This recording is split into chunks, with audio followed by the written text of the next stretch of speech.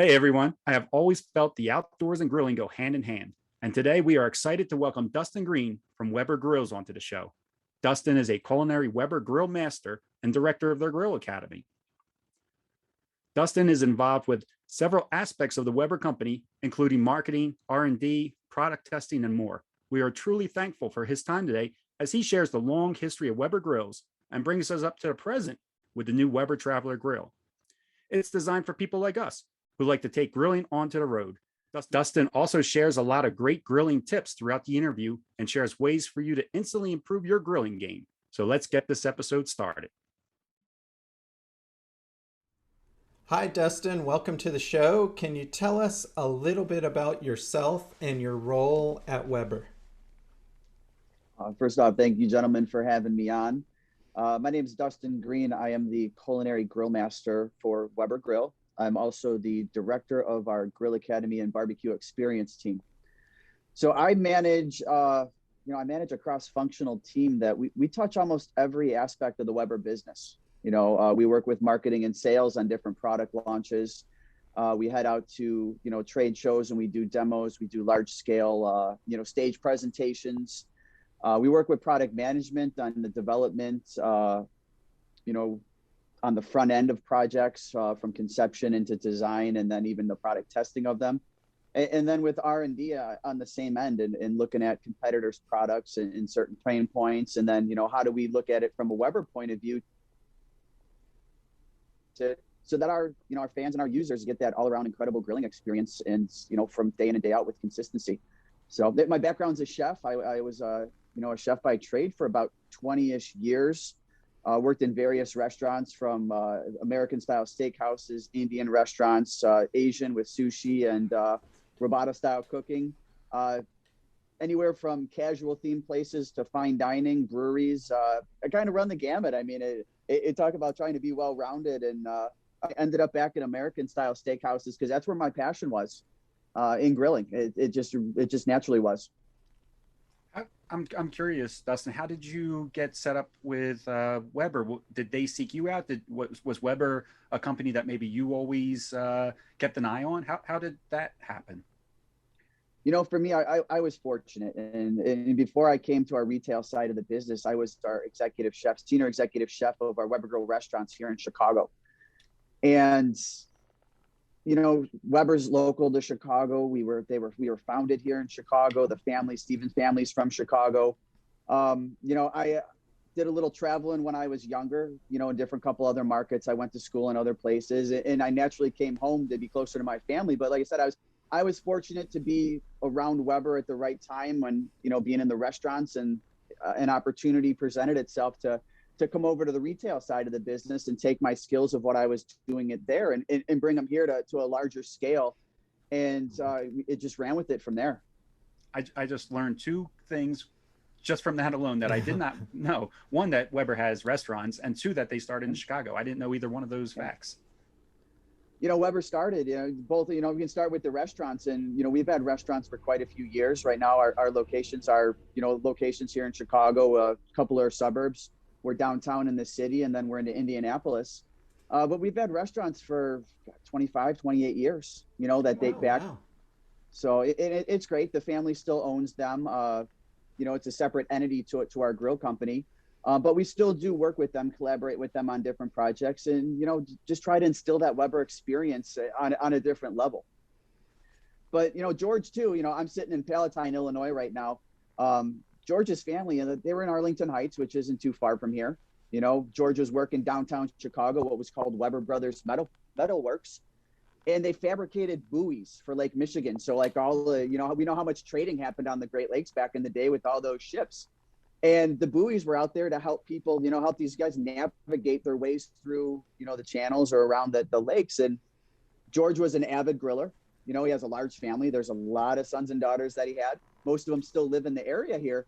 But grilling in the 50s wasn't even close, guys, to what we do today. I'm actually looking outside my office right now at George's original grill that was on his family's property. But it's a brick facade with like a brick, almost like table-like, but it was an open top brazier, like just with a grate in the middle of this, with this brick backstop to it. and there was no way to control your fire. So what George did back in the day, he took that buoy, tried to light a fire in it, fire went out. Tried it again, fire went out. Well, eventually came to fruition like, hey, George, you got to poke holes in that thing. So we popped some holes in this grill. We started with our airflow and boom, the kettle kind of took off. So, that was 1952 was when our original, George's original kettle was released. And, it changed shape to what we see today in about 1956. It's still virtually the same, the three-leggeds. The handles went from the metal bull handles to a wood handle. And then today we have what we have. So, it's transitioned over the years, but what you see, that iconic kettle of, our emblem, that's from back in the day. It's the same. That was actually one of my questions is what did Weber start with? I didn't realize that kettle grill was the original, but you guys have expanded now into like several different styles of grilling. I didn't know the year either. So you've been around for a long time. I know for me growing up, I grew up in Philadelphia, so not too far from Chicago, and Weber in Philadelphia is like a very popular, Weber's probably popular everywhere, but Weber in Philadelphia was very popular for grillers. And anybody that was serious about grilling, any of my friends anyway, that were serious about grilling always owned a Weber. And I never did, I'm sorry to say, at the time. But when I got into RVing and started going to campsites, my wife and I stay at a lot of KOA campgrounds. And every KOA, if you stay at one of their premium sites, you get a Weber grill. And from traveling across the country, my wife and I full-time in our RV for over 4 years, traveling across the country and going to all these different KOAs using these Weber grills. It's always been the Weber Spirit 2, and every one of them was consistently good. Like we never had a bad experience with a Weber grill while traveling all across the country. So that really caught our attention, that they were all quality, no matter what state we were in, what campground we were in. So when we bought our house, we bought just recently a Weber Spirit 2. And I wonder, do you think the success of Weber is based on that? Somebody trying it, somebody's friend having one, they get to try it, they see how great it is. Do you think it's a lot of word of mouth is what has created Weber to be such a success? It absolutely has. And word of mouth marketing is, it's invaluable from our standpoint. But for us, it starts with, you put a quality product on the market and then you stand behind it. Our customer service is bar none the best in the industry, if not globally. We set the standard for that. And people know you buy a Weber, you're going to get a great quality grill that we stand behind, and the customer service is going to be there. And word of mouth with how that travels is, for us, it's exponential. I mean, we rely on it and we pride ourselves on it. And it's helped us create such a great customer base, but also fans. Like, we were talking a little bit ago about, collecting Webers. We have people that are like that. We have them all over the world that can collect vintage colors and all the different colors we produced and all over the place. And, so I remember growing up in the 70s and 80s, my father always had, I think it was a black Weber kettle grill. Does Weber still make the kettle style grills? We do, and we've made that kettle grill. And what the only difference that you would see from the 70s and the 80s, because I'm the same, my dad had the same grill, is we changed the bull handles on it. So back in the late 70s, I think 1980 was the last year we did it, but our handles were actually made out of metal. And as they were a little warm, so you'd have a glove on and you move the grill around, or that kind of stuff, and it transitioned away from that. But we're the same exact shape as we were in the late 70s, early 80s. I actually have a 1980 kettle, because, not to show my age, but that was the exact year I was born. So I was like, I need to have one of those to show, like, just to have, because that's a thing with collectors. It's called a birth year kettle. Oh, okay. That kind of walks me right into a question. So that change going from, going away, I guess, from those metal handles, was that something that Weber pays attention to from customer? Are they basing changes off customer feedback? Is that something that Weber does? It is absolutely something we do. And we get it on the front end of sometimes a conceptualization of product, but also throughout the testing of products, and even on the back end when we look at what's out in the marketplace. As smart as we think we are, and as smart as people think you are, sometimes you might overlook something, and people are going to help you out. And that's the great part about our fans, is they're always willing to to help us out and say, hey, did you guys think of this or did you think of that? And sometimes it works, sometimes it doesn't, but we definitely always listen and hear what people have to say. I also want to give you guys some kudos too. The grill that I bought, the Spirit 2, I put together myself. And I was a little nervous when I first opened the box and I saw the pieces. I was like, I think I got this though. I think I got this. And you guys offer, I don't know if it's your app in particular, but there was a little note in the box that said download the BILT app. And It was an app that I was able to put on my phone and showed me step by step. And I have to say that the actual building of the grill was super easy. I don't know if that was based on feedback that maybe of other people building the grills and putting them together themselves, but I'm glad I didn't pay somebody else to do it. I'm glad I was able to do it on myself. So if I'm just letting you guys know that Built app was a great help.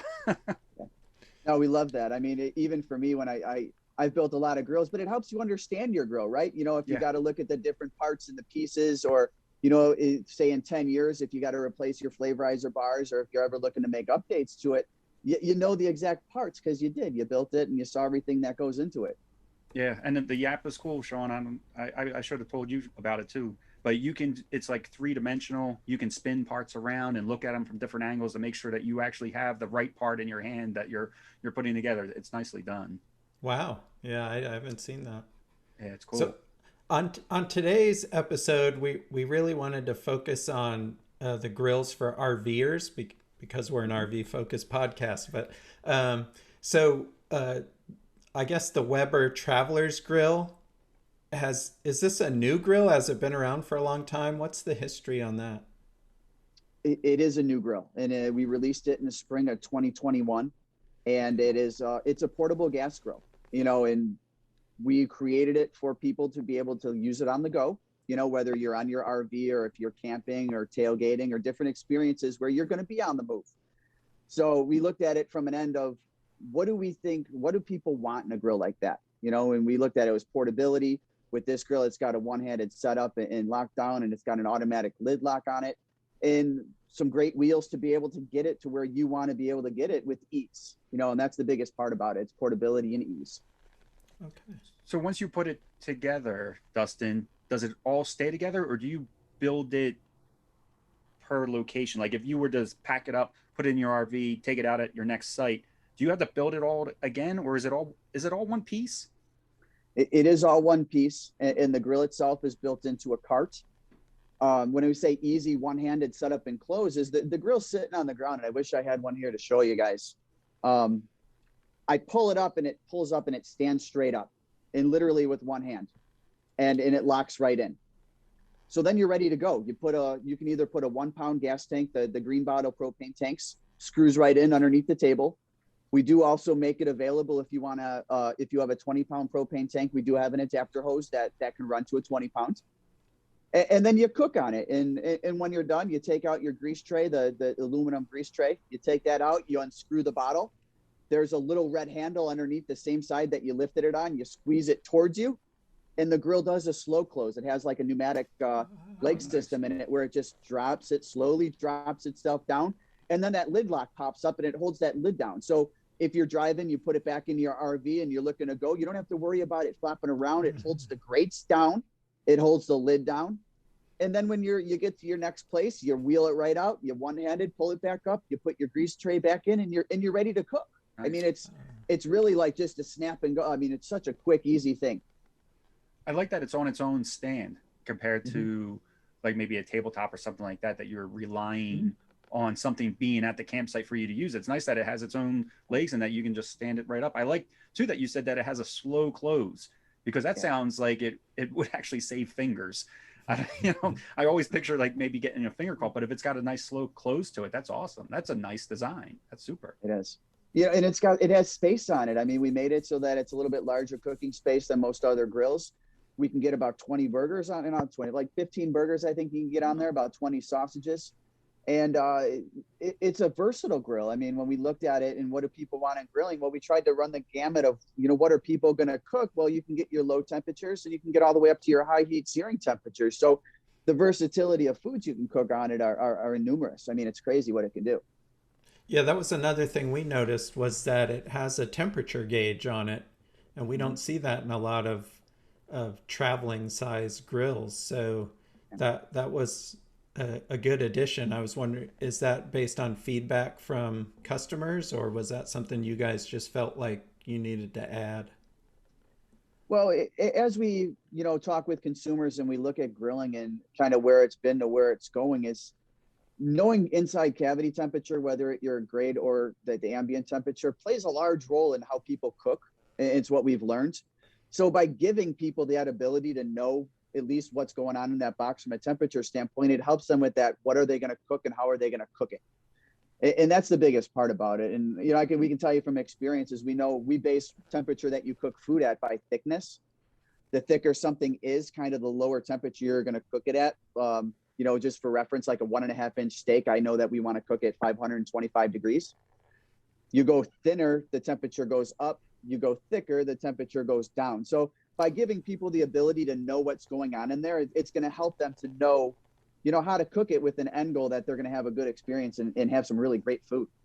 Is that so that the outside doesn't cook too fast where it burns? Correct. Okay. It's having that happy medium of getting great caramelization color and beautiful color on the outside and having to be able to get to the doneness that you want in the middle without having one be too high and the other being too low. So It's like that happy medium. Learning something else right there, because I didn't know that. But once you said it made sense, I was like, oh yeah, I bet you that's so you don't burn the outside before the inside's cooked. Yeah, that's a lot of people think, you have to cook as high as the heavens and you got to cook with your lid open. And there's all these, different things that are out there. And we're going to tell you is you keep the lid down, you let the grill what it's going to do. You got a single flip. You cook it by the temperature that, ideally is set for by that thickness, which it's on our website, Weber.com. It's got all this great information for people to use. And, as you cook and the more you cook, you kind of learn and you don't have to really utilize that stuff anymore. You just go, oh yeah, guess what? This is like this. I'm going to cook it at X and for this amount of time. So I am guilty of multiple flips. I just heard you say single flip. I'm like, I don't think I've ever done a single flip on anything I've ever made in my life. You might be cooking too hot then, but if you're going to keep flipping it, but okay. Yeah. That is good. These are good tips right away. Yeah. Because it is so portable and it folds down, it keeps in one piece. Do you know offhand about how heavy it is for somebody that's going to pick it up and maybe put it in the back of their pickup truck or put it in a storage compartment of their RV? I want to say it's about 45-ish pounds, about 40 to 45 pounds. Oh, it might be a little bit heavier. It's enough to where like I can pick it up myself and drop it in. We did build into the cart itself where there's a handle on the front end for when I'm moving it on the wheels. Well, if I go to pick that up, we've made it so that handle tips up. So there's actually two handles on it. There's one on one side of the cart that's metal that's built into it, and then there's one on the other side that flips up. So it gives you two places to pick this up and to put it in and out as you're gonna go. Yeah, that's pretty good. Because I was thinking when you said the weight, I have a folding electric bike with a battery. It's almost 60 pounds, and I picked that up and put it in the back of my RV. It has no handles on it, and it is very cumbersome, but I can do it. So I would imagine this sounds pretty easy, actually. That's great. Now, I've seen a lot in the past at RV campgrounds, the Q200 grill and the Go Anywhere gas grill. Are these also still available options for RV travelers? I think they are, and we look at the Q200 and it's got a little bit higher lid. So you can probably get a little bit different foods in there versus a traveler. You might, with a little bit different size cooking zone, depending on how you set it up in that height. It's more for less for different foods. And the same with same for the Go Anywhere. I mean, we're looking at like the rectangular shape. It's got the gas bottle on it. It really just depends on, I mean, you guys probably know best. Well, how much space do you have for storage? What are you going to cook on it? And how many people are you cooking for? I mean, a lot of that comes down to what are you going to buy?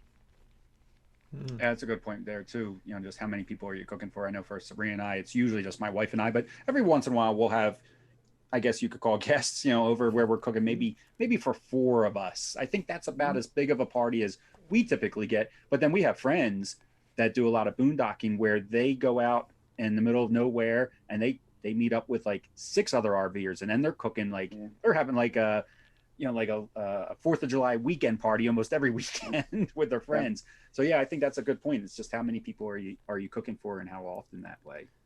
Now I have a question though that just I've been thinking about this since we set up this interview. Most of the grills that are available for us that travel a lot are gas grills.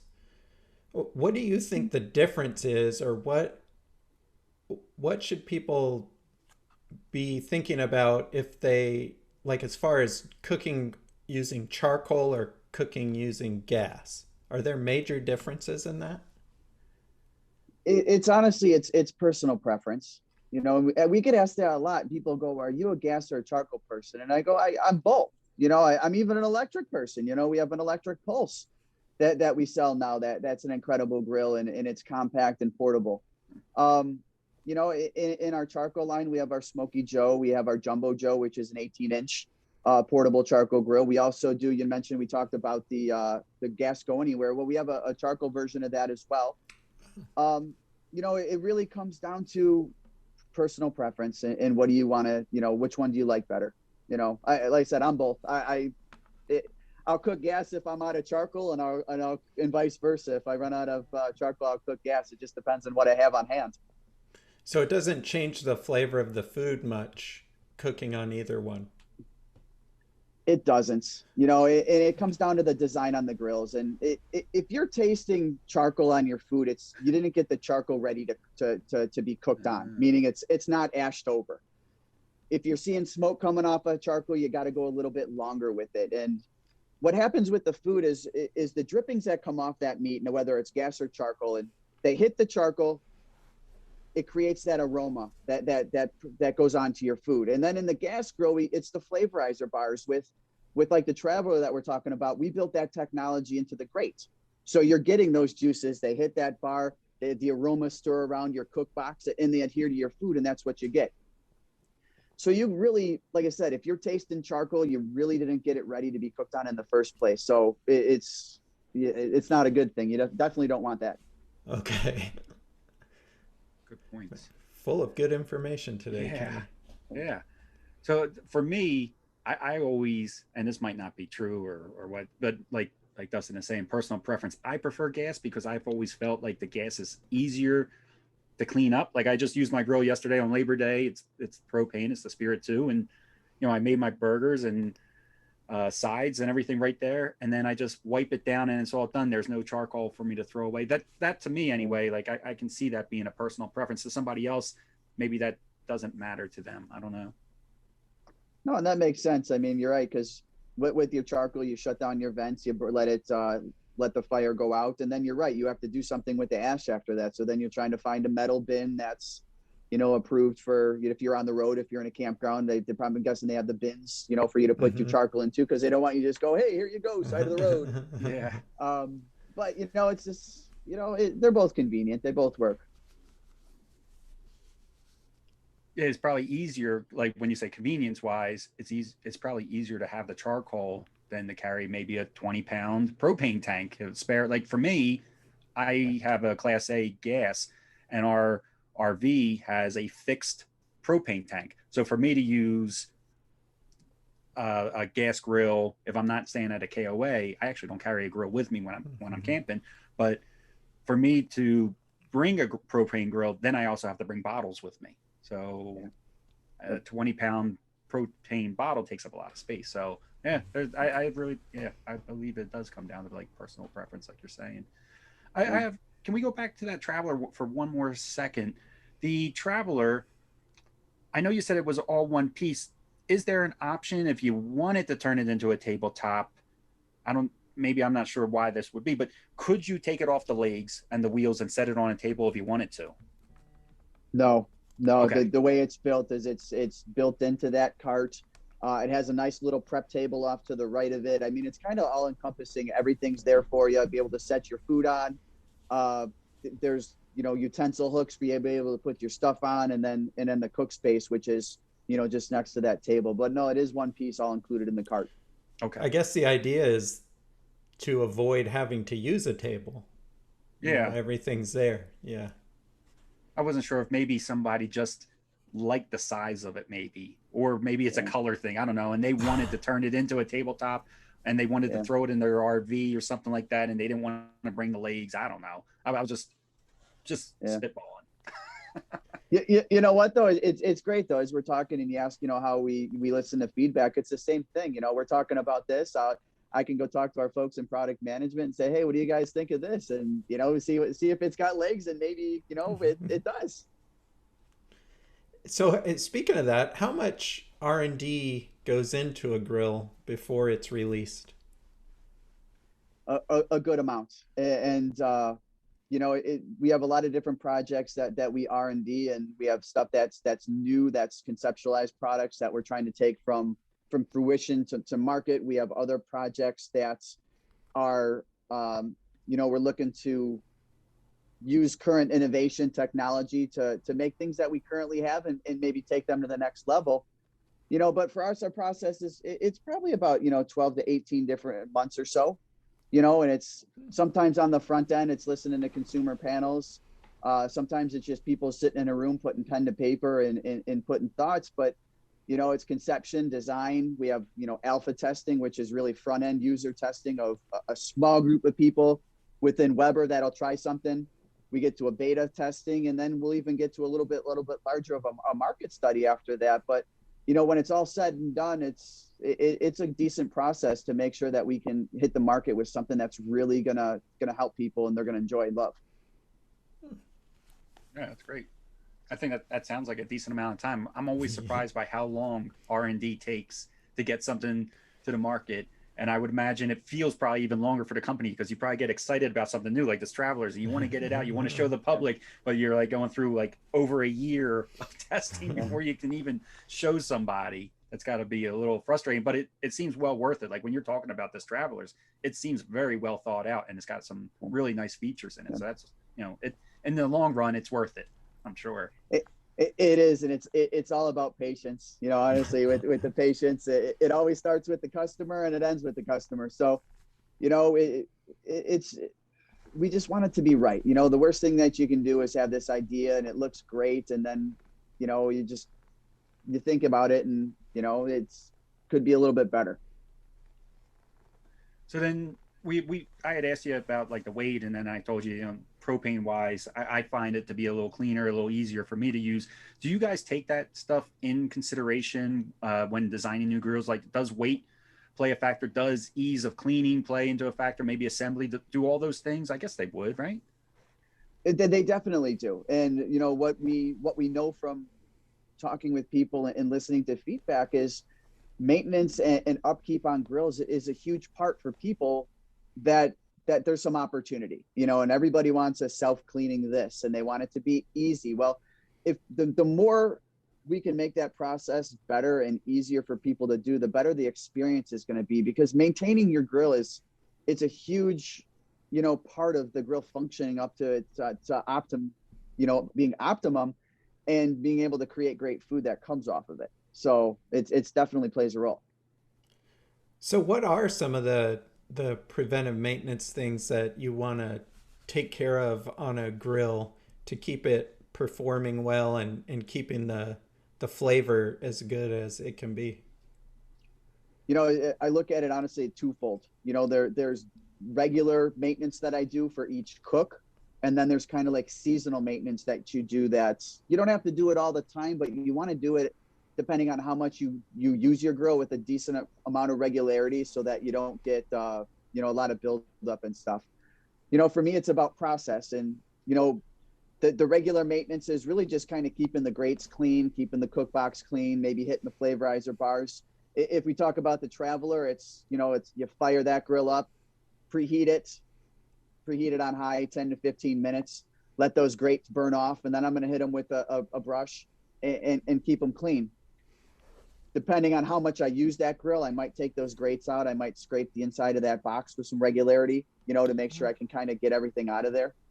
And one of the biggest things that people forget about is changing out their drip trays. In the bottom of our grills, we call it a grease management system. And, those are all the drippings that naturally come off of food when you cook. So you want to make sure you change out. We've made it pretty easy. We put a disposable aluminum tray in the bottom of there. You take it out, you throw it away, you drop a new one in, and you keep doing what you're going to do, So those are just kind of like everyday stuff that I do just to make sure that the grill is running on just a regular great performance.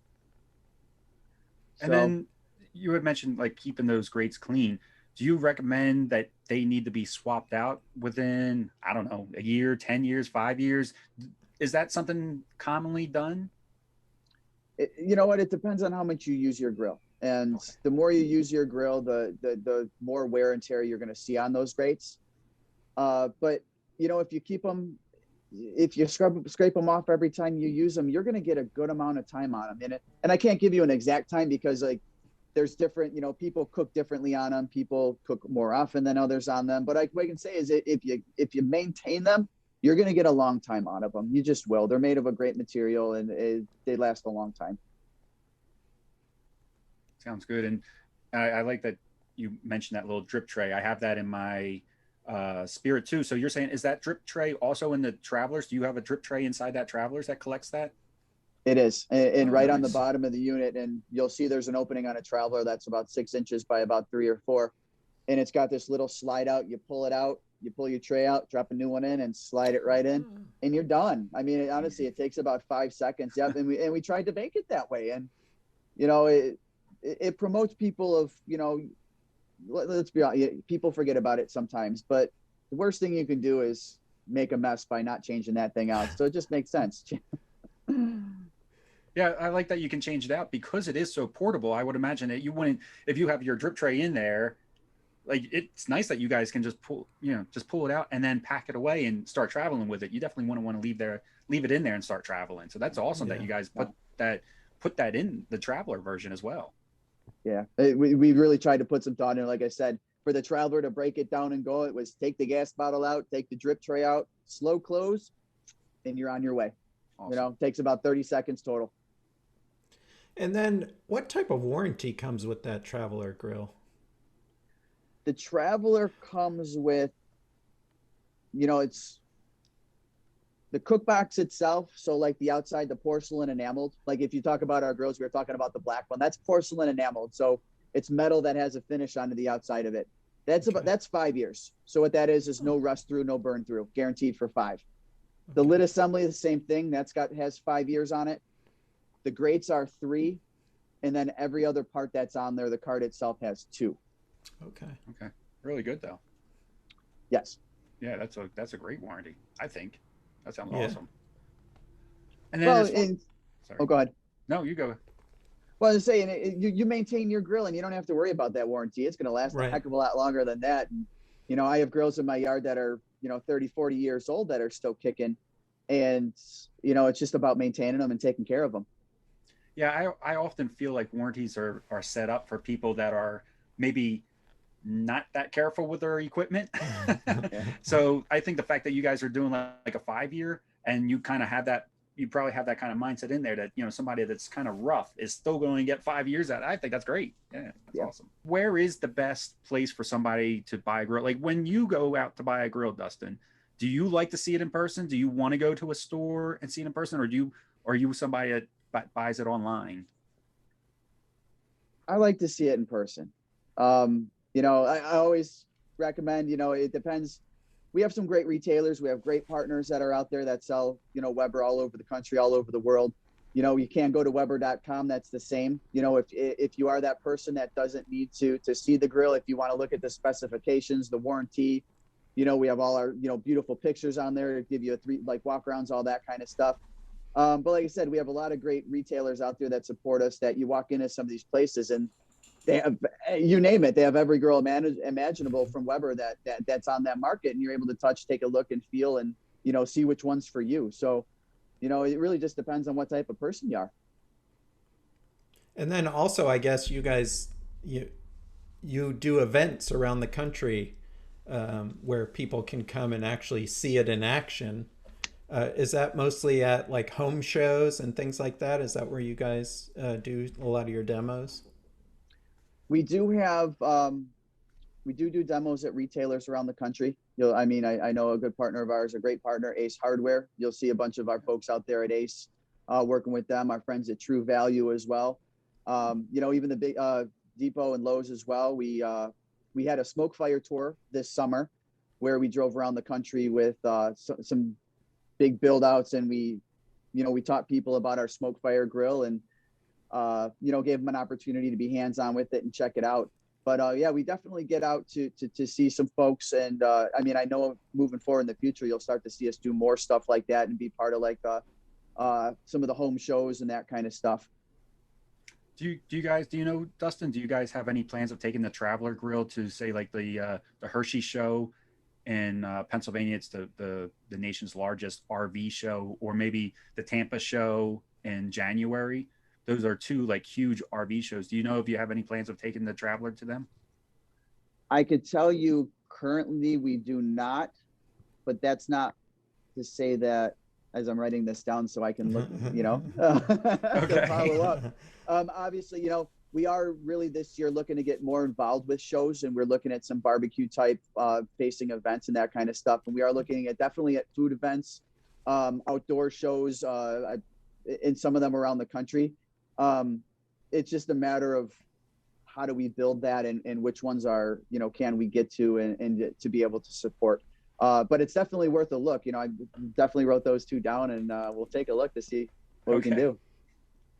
So as a grill master, that sounds like such a tough title to earn, kind of like being knighted in England. What are, some quick tips that you have that could instantly improve someone's grilling success? The first one, which is probably the one of the biggest, is patience.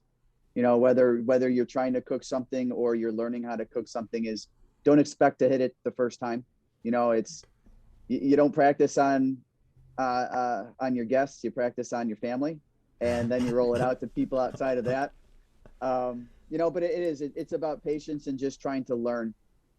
Something we talk about here and with being with the Grill Academy and doing a lot of, other events is it's process, and when you think about grilling, and it's awesome, it's fun, and you can do it all over the world in different climates and this, but when you set your process up, and it's when I'm talking about that, it's like, how are you seasoning your meat? How are you setting up your grill? How long are you grilling it for? Are you resting your food? Even to how are you slicing it? You have to think about all those different aspects of grilling, of what do you want your end goal to be, which is honestly, it's awesome food, right? You want to have the best food possible. When you're working through that, we only change one thing at a time. Because if something goes sideways, then you can pinpoint it. Like if I'm going through my process and I change something on the front end, I change something in the middle, and then something at the end, I don't have a clue where it went wrong because I changed 3 things. Yeah. So that's probably my biggest is talking through, is just changing one thing at a time. Now, I'm curious about like something. I always, an RV, Sean. Yeah. I always hear people talk about, like on cooking shows and stuff, letting the meats rest after you've cooked them. What about things like vegetables? Do you let those rest too? I do a little bit, but not as much as meats. The biggest thing is what we know, when you take food off the grill, it's still going to cook.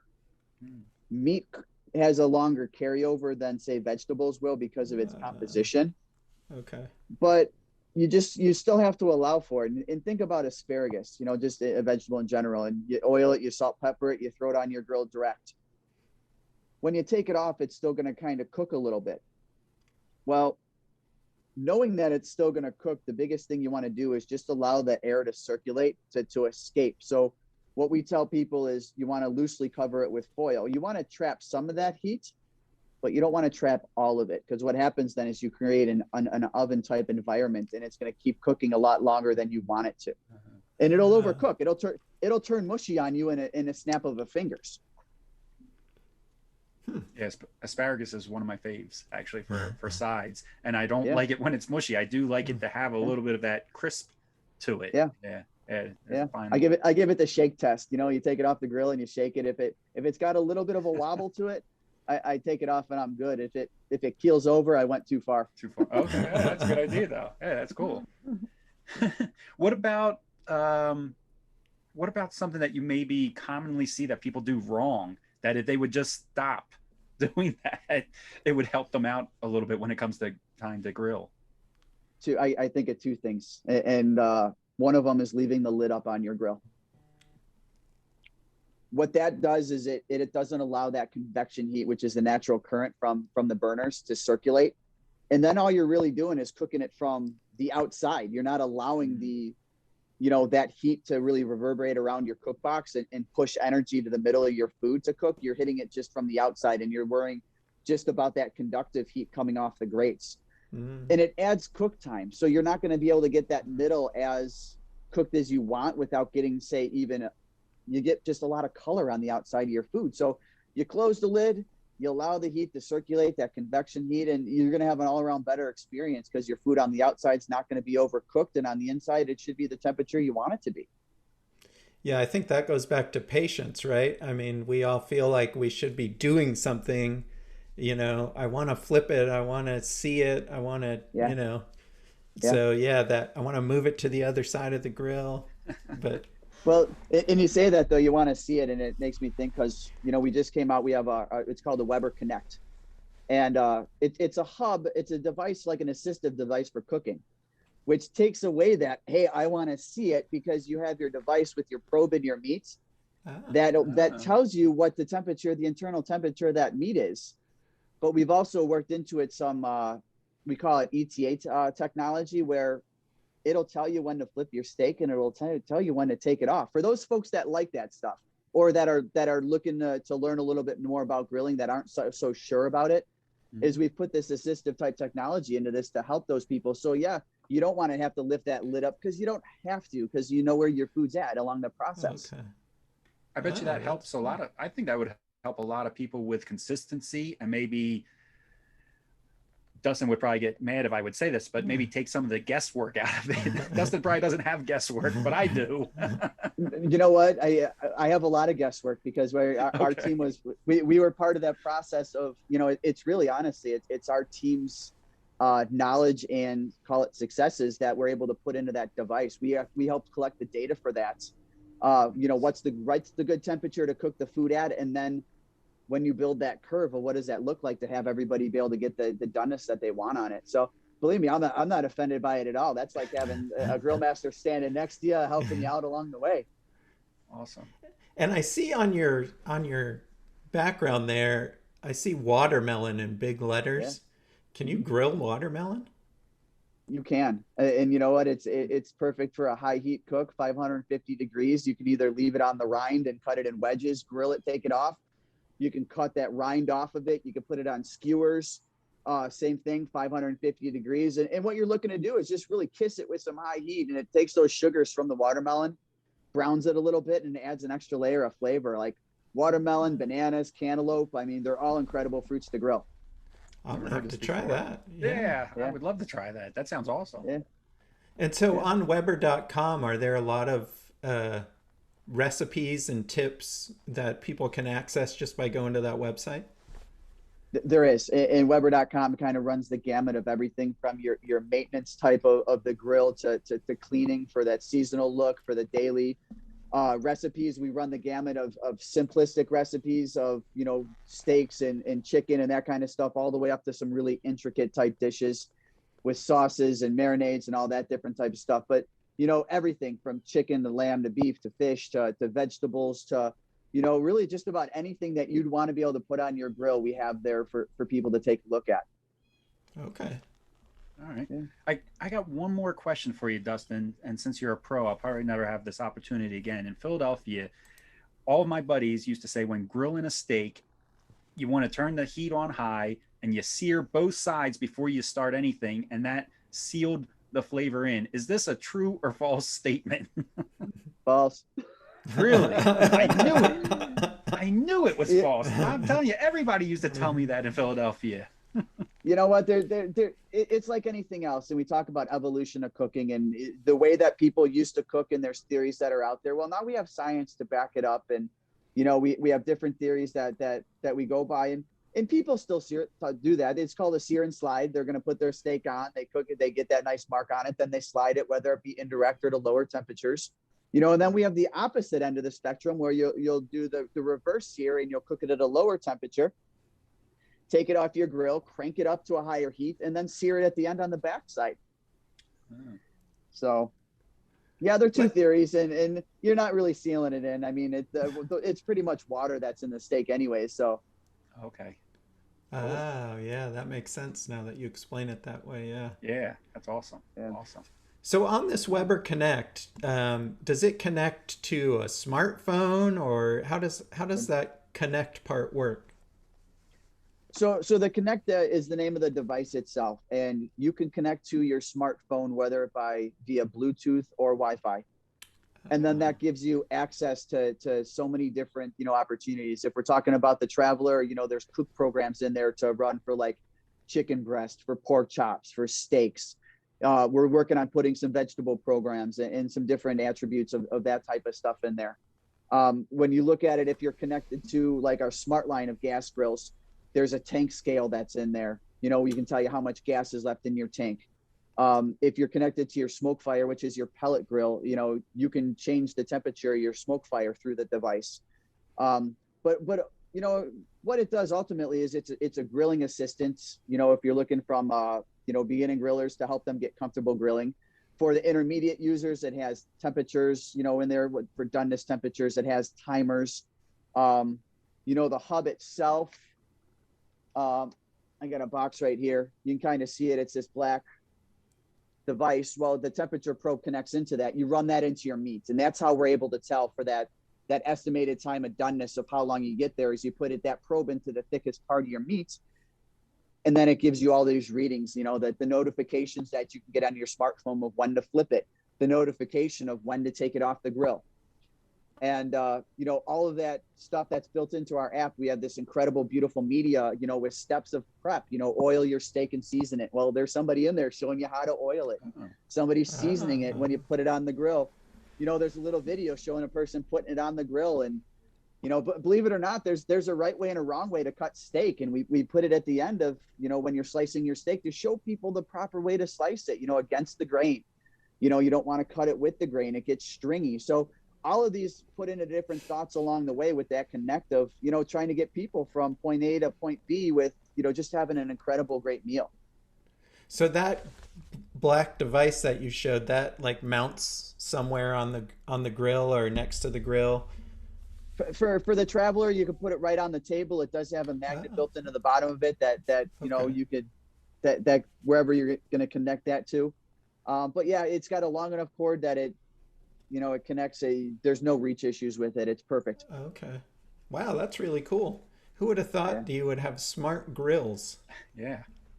So then this is something that can be used, like, it's almost like, I guess the word would be backward compatible. Like I bought my Weber Spirit 2 already, not even knowing about that you guys have this. This is something I can still use with my grill though. Correct. And the hub is great for, like you said, backwards compatible for the Spirit 2 if you want to use it on a charcoal grill, with longevity of how long, we have folks that'll use it on summits or gas grills that are, a little bit older as well. And it's the same thing. It'll predictive, estimated time of delivery, at least for your food. Awesome. Yeah. And is that available at the same retailers like Ace Hardware, the big box stores, all that kind of stuff? Yep, definitely. Weber.com as well. Okay. Yeah. Wow, that's really cool. Yeah, very cool. You know what I'm learning, Sean, is that I'm almost starting to feel bad for Sabrina because I have no idea what I'm doing when I'm grilling, apparently. I didn't know that there was a way that you were supposed to cut the steak. But when you guys spend as much time as we do grilling, you know what? Anything we can share with people to help them, enjoy their food better, whether it's a recipe or seasoning or, how to set up your grill. Let's just say we have great ways that we like to grill. Everybody has ways they like to grill. There is no right or wrong as long as people are grilling and they're enjoying themselves and getting together with family, Yeah, that's awesome. I can't wait to try to start grilling some fruit. I never even thought about grilling watermelon or different fruits. That's awesome. That's going to be, I think, my new favorite thing to do, actually. Yeah. But I think that is all of our questions for you today, Dustin, unless there was something that maybe we might have missed or that you would like to add. I think the only thing I have to add is, we have some awesome, exciting products coming out in 2022, and we're really excited to see people's excitement that we have as well, and more to come, and we're always evolving and putting out some really cool stuff. Very cool. Well, we want to thank you for your time, and we really appreciate you coming out here and teaching us not only about grills, but how we should be improving our cooking as well. So we do appreciate it. It was my pleasure. It was great talking with both of you. Awesome. Weber really is an icon in the outdoor grill industry, and we are grateful for Dustin coming on the show. The Traveler seems like a good option for those that want a grill to take on the road. But if that option doesn't work for you, there are several other Webers to select from. Also, I checked out the recipes on their website, and I have several to try. Check out their website at Weber.com.